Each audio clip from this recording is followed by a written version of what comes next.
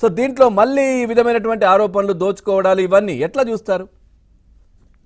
ఇప్పుడు ఇంతకుముందు మీ రిపోర్టర్ చెప్పినటువంటి అంశాలు స్థూలంగా అది వాస్తవమే. అయితే ఇంకా కొన్ని విషయాలు కూడా, అసలైన విషయాలు ఇంకా కూడా ఉన్నాయనేది నాకు తెలిసినటువంటి సమాచారం. చెప్పండి సార్. ఎందుకు అంటే గతంలో కూడా ఈ క్వార్ట్జ్ ఉన్నటువంటి విషయం తెలిసినప్పటికీ దాని వినియోగానికి పెద్ద డిమాండ్ లేని కారణంగా ఎవరు పట్టించుకోలేదు. కేవలం మైకా మీదనే కేంద్రీకరించారనేది మనందరికీ తెలిసినటువంటి సత్యం.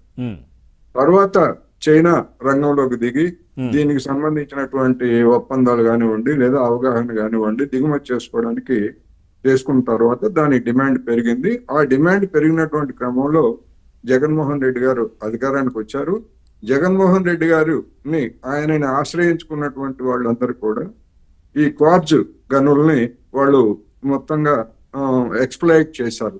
పెద్ద ఎత్తున దాదాపు కొన్ని వేల కోట్ల రూపాయలని ఖనిజాన్ని ఎగుమతి చేశారని చెప్పేసి చెప్తున్నారు. అందుకని ఈ రూప్ కుమార్ దీనిలో ఈ మాఫియా లేకపోతే పేరు ఇంకేదన్నా, నేనైతే అటువంటి పదజాలను నేను వాడలేదు. ఆయన మాఫియానా లేకపోతే నెల్లూరులో మేయరా, కార్పొరేటరా, అందరికీ తెలిసినటువంటి వ్యక్తి. Deputy mayor. నా అభిప్రాయం ప్రకారం ఈ రూప్ కుమార్ వెనకాల ఇంకా బడా నేతలు ఉన్నారు, పెద్దలు ఉన్నారు. ఆ పెద్దల కారణంగానే వైసీపీ హయాంలో కూడా ఆ పెద్దలు ఈ రూప్ కుమార్ని ముందు పెట్టి కథ నడిపించారు. ఆ కథ నడిపించేటువంటి క్రమంలో అనిల్ కుమార్కి, అదే విధంగా ఈ రూప్ కుమారు లేదా దీని వెనకాల ఉన్నటువంటి అసలైనటువంటి పెద్దలతోటి మధ్య విభేదాలు వచ్చాయి. ఆ విభేదాల కారణంగా అవి రాజకీయ పార్టీలు కూడా మారినటువంటి వాళ్ళు ఉన్నారు.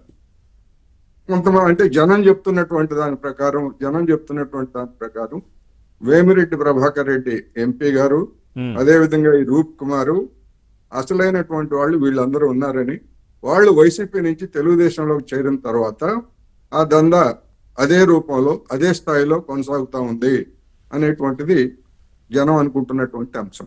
అది వాస్తవమా కాదా అనేటువంటిది రాష్ట్ర ప్రభుత్వం విచారణ జరిపించవచ్చు, వాస్తవాలు తెలుసుకోవచ్చు. అందువల్ల ఇంత జరుగుతూ ఉంటే కేవలం ఒక రూప్ కుమారు అనేటువంటి ఒక చిన్న పైకి కనిపించేటువంటి ఒక మోల్ అతనే కనుక అయ్యేట్లయితే మరి రాష్ట్ర ప్రభుత్వం 6 నెలలు అవుతుంది అధికారానికి వచ్చిన తర్వాత అటువంటి మాఫియాని ఎందుకు అరికట్టలేకపోతా ఉంది? ఉదాహరణకి మన పవన్ కళ్యాణ్ గారు ఓడల మీదకి వెళ్ళి మరీ పరిశీలన చేసి వచ్చారు కదా, సముద్రంలోకి వెళ్ళి. ఇక్కడ కొన్ని వేల కోట్ల రూపాయలు, ఇదంతా తెలుగుదేశం నాయకులు, నెల్లూరు జిల్లాలో ఉన్నటువంటి తెలుగుదేశం నాయకులు సోమిరెడ్డి చంద్రమోహన్ రెడ్డితో సహా అందరికీ తెలుసు. 11 మంది ఉన్నారు సార్, 11 మంది ఎమ్మెల్యేలు ఉన్నారు. అంతకు మందికి ఇన్ని వేల కోట్ల రూపాయల దందా సాగుతున్నటువంటి తెలిసినప్పుడు మరి ఎందుకని ప్రభుత్వం దీని మీద ఎందుకని చర్యలు తీసుకోవట్లేదు అనేది ఇక్కడ పెద్ద పజల్.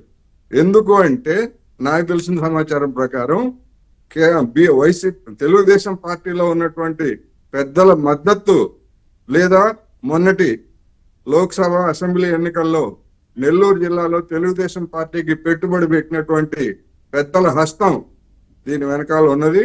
వాళ్ళకి కట్టబెట్టేందుకే ఇవన్నీ కూడా సాగుతున్నాయి అనేటువంటిది జనం చెప్తున్నటువంటి మాట. అది వాస్తవమా కాదా అనేటువంటిది తేల్చాల్సిన రూప్ కుమార్ లాంటి వ్యక్తులు, అంటే రూప్ కుమార్ మనకు కనిపిస్తా ఉన్నారు. కొద్దిమంది ఇంకా చాలా మంది వరకు కూడా ఏదైతే కూటమి ప్రభుత్వం ఇంకా అధికారంలోకి రాబోతోంది, వస్తుందేమో అనే సంకేతాలు ఎన్నికల ముందు నుంచే కనిపించాయి కదా.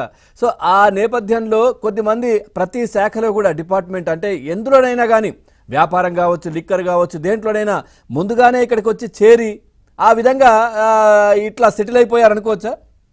డెఫినెట్ గా లేకపోయేట్లయితే అనేక మంది కంప్లైంట్స్ చేస్తున్నా, మమ్మల్ని బెదిరించారని లేదా మమ్మల్ని బలవంతం చేస్తున్నారని కంప్లైంట్స్ చేస్తున్నా గానీ ఆ విషయాలన్నీ తెలుగుదేశం ఎమ్మెల్యేలు లేదా ఇతర పెద్ద నాయకులందరికీ తెలిసినా గానీ ఎట్లా సాధ్యం అవుతా ఉంది ఒక వ్యక్తికి అనేది ప్రశ్న. ఇదే కనుక కొనసాగేట్లయితే ఇక దందాలు అనేటువంటివి ప్రతి జిల్లాలోనూ సాగుతాయి. వాళ్ళు ఏ పార్టీలో ఉన్నారనేటువంటిది కాదు, ఎవరు అధికారంలో ఉంటే వాళ్ళ వెనకాల చేరి వాళ్ళకి భజన చేస్తూ వాళ్ళకి నిధులు సమర్పించుకుంటూ చేసేటువంటి వ్యవహారం సాగుతుంది అనేటువంటి దానికి ఇదొక పెద్ద ఉదాహరణ.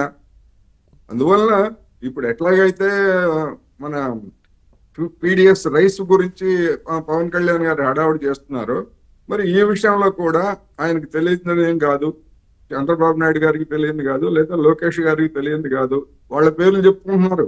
అవును, వాళ్ళ పేర్లు చెప్పుకుంటున్నా కానీ ఇది కొనసాగుతా ఉందంటే అల్టిమేట్ గా ఎవరికి వస్తుంది?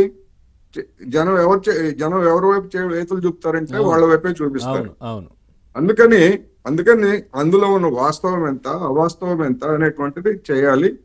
చేయటంతో పాటు నా అభిప్రాయం ఏంటంటే, అంత విలువైనటువంటి గనులు, ఏ గనులైనా కానీ, బంగారమైనా లేదా క్వార్జ్ అయినా లేదా ఇంకోటైనా గనుల్ని సహజ సంపదలు అవి, ఆ సహజ సంపదల్ని రాష్ట్ర ప్రభుత్వం కానీ కేంద్ర ప్రభుత్వం కానీ వాటిని స్వాధీనం చేసుకొని రైతులకి లేదా ఆ యజమానులకి తగినటువంటి న్యాయమైనటువంటి నష్టపరిహారం ఇచ్చి ఆ గనుల్ని దాని నుంచి తీసినటువంటి వాటితోటి కేంద్ర రాష్ట్ర ప్రభుత్వాలే స్వయంగా ఎగుమతి చేస్తే కొన్ని వేల కోట్ల రూపాయల ఆదాయం నిజంగా ఆ ప్రాంతంలో సార్ సిద్ధులకొండ అనే ఒక గుడి ఉండాలి గుట్ట పైన. ఈ బ్లాస్టింగ్ సమయంలో కూడా ఇవన్నీ బ్లాస్ట్ చేస్తా ఉంటే అది అదురుతున్న అంటే